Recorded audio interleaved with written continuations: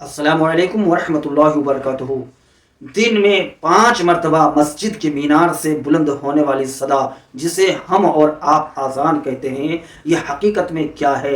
اللہ تبارک و تعالیٰ کی کبریائی کا اعلان ہے یہ آذان، اللہ کی وحدانیت کا اعلان ہے یہ آذان، اور رسول کی رسالت کی گواہی ہے یہ آذان، انسان کو نماز کی دعوت ہے یہ آذان، اور انسان کو اصل فلاح اور بہبود، کامیابی اور کامرانی کی طرف بلاتی ہے یہ آذان۔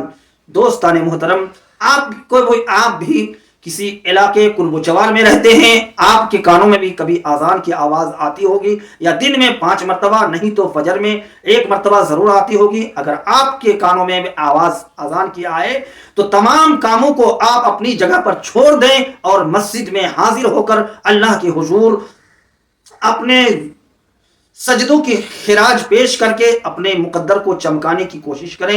انشاءاللہ اگر ہمارا طرز عمل یہ ہوا تو ہماری دنیا بھی کامیابی اور کامرانی کے ساتھ گزر جائے گی، اور آخرت میں بھی ہم سرخرو ہوں گے۔